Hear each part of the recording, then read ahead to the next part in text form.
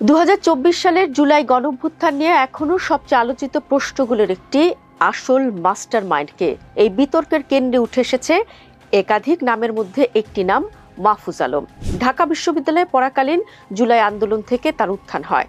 তখন তিনি ছিলেন বৈষম্য বিরোধী ছাত্র আন্দোলনের লিয়াজো কমিটির অন্যতম সদস্য। সেখান থেকে সাবেক প্রধান উপদেষ্টা অধ্যাপক ইউনূসের বিশেষ সহকারী, তারপর অন্তর্বর্তী সরকারের উপদেষ্টা। তবে এখন তিনি অনেকটাই আড়ালে, রাজনীতির মাঠে নেই আগের মতো হাঁক ঠাক। সবার মনে প্রশ্ন, তিনি কোথায়, কি করছেন, কেনই বা পর্দার আড়ালে চলে গেলেন জুলাই আন্দোলনের মাস্টার মাইন্ড মাহফুজ আলম? দর্শক, আপনাদের একটি চমকপ্রদ তথ্য জানিয়ে রাখি। জুলাই আন্দোলনের এই মাস্টার মাইন্ড মাহফুজ আলম এখন ব্যস্ত টেলিভিশন ব্যবসা নিয়ে। নিজের তত্ত্বাবধানে লাইসেন্স পাওয়া দুটি স্যাটেলাইট টেলিভিশন, লাইভ টিভি এবং নেক্সট টিভিকে সামনে আনার কাজ করছেন মাহফুজ আলম।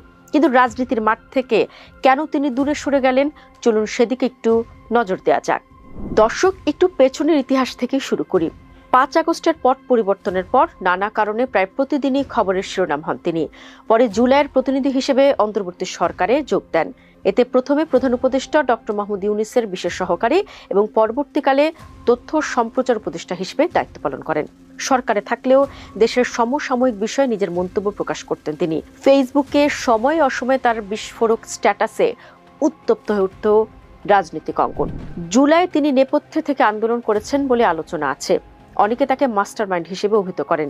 মাহফুজ আলমকে সে তকমা দেন খোদ সাবেক অন্তর্বর্তী সরকার প্রধান উপদেষ্টা অধ্যাপক ইউনূস।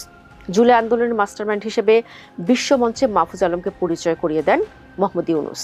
2024 সালের 24 সেপ্টেম্বর জাতিসংঘের সাধারণ পরিষদের 79তম অধিবেশনের ফাঁকে সাবেক মার্কিন প্রেসিডেন্ট বিল ক্লিন্টনের Clinton Global Initiative leader stage অনুষ্ঠানে যোগ দেন ডক্টর মোহাম্মদ ইউনূস। এই অনুষ্ঠানের মঞ্চে তিনি তার দীর্ঘদিনের বন্ধু সাবেক প্রেসিডেন্ট বিল ক্লিন্টনের সঙ্গে নানা বিষয়ে কথা বলার ফাঁকে সফর সঙ্গীদের 3 জনকে পরিচয় করিয়ে দেন।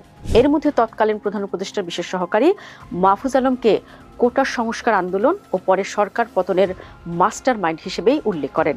অবশ্য পরবর্তী সময়ে নিজেকে মাস্টার মাইন্ড নন বলে ব্যাখ্যা করেন মাহফুজ আলম। এরই মধ্যে ত্রয়োদশ জাতীয় সংসদ নির্বাচনের 2 মাস আগে গত 10 ডিসেম্বর তিনি সরকার থেকে পদত্যাগ করেন।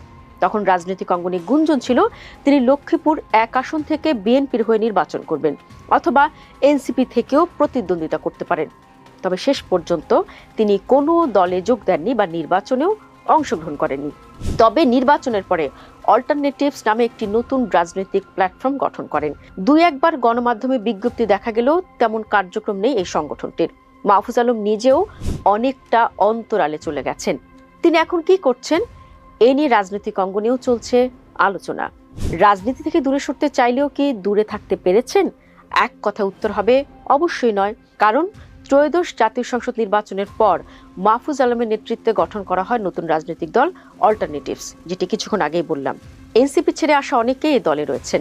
রাজনীতিতে দেশের তরুণদের ইতিবাচক অংশগ্রহণ নিশ্চিত করা, জুলাইয়ে ছাত্র জনতার অপহৃত স্বপ্ন পুনরুদ্ধার করা এবং দায় ও দরদের বাংলাদেশ করার জন্য সারা দেশের ছাত্র নাগরিকদের পুনর্গঠনের লক্ষ্য নিয়ে অল্টারনেটিভস ন্যাশনাল অর্গানাইজিং কমিটি গঠন করা হয়।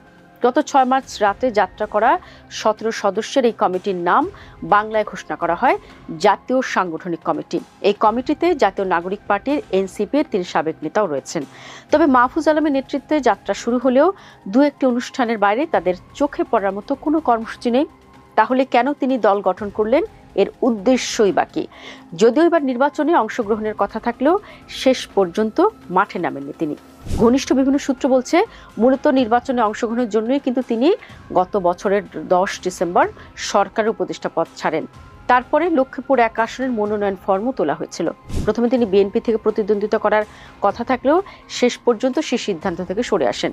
এরপর এনসিপিতে যোগ দেওয়ার বিষয়ে আলোচনা শুরু হয়।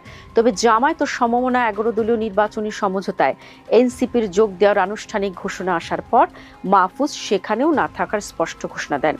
নিজের ভেরিফাইড ফেসবুকে তিনি লেখেন, এই সমঝোতার আওতায় প্রার্থী হতে প্রস্তাব তাকেও দেওয়া হয়েছিল, তবে তিনি এই এনসিপির অংশ হচ্ছেন না। তিনি জানান, আদর্শিক কারণে কোনো দল বা জোটের অংশ হয়ে নির্বাচনে যাননি তিনি। তাহলে আসলে কি চান তিনি? এখানেই শুরু আসল খেলা। রাজনৈতিকভাবে সক্রিয় না থাকলেও নিজের তত্ত্বাবধানে লাইসেন্স পাওয়া 2টি স্যাটেলাইট টেলিভিশন, লাইভ টিভি এবং নেক্সট টিভিকে সামনে আনার কাজ করছেন মাহফুজ আলম। যদিও ভিন্ন কথা বলেছেন মাহফুজ আলমের প্রতিষ্ঠিত রাজনৈতিক প্ল্যাটফর্ম অল্টারনেটিভসের নেতাকর্মীরা। দলটির দাবি, মাহফুজ আলম তার নিজের সংগঠনের কার্যক্রম চালাচ্ছেন, সারা দেশের সংগঠকদের খোঁজ খবর রাখছেন। তিনি অবশ্যই রাজনীতিতে আরো সক্রিয় হবেন। তাহলে কোথায় তিনি? আগের মতো কেন নেই আলোচনায়? জুলাই আন্দোলন, গণভোট, এনসিপির ভাঙন নিয়ে এত খবরের মধ্যেও তিনি কেন লাপাত্তা? এর মূল কারণ, আপাতত কাগজে কলমে রাজনীতিবিদ হলেও টেলিভিশন ব্যবসাকে নাকি তিনি এখন প্রাধান্য দিচ্ছেন বলে নাম প্রকাশ অনিচ্ছুক কিছু ঘনিষ্ঠ সূত্র জানিয়েছে। দেখা যাক জুলাইয়ের মাস্টারমাইন্ড টেলিভিশন জগৎকে কতটা আলোকিত করতে পারেন।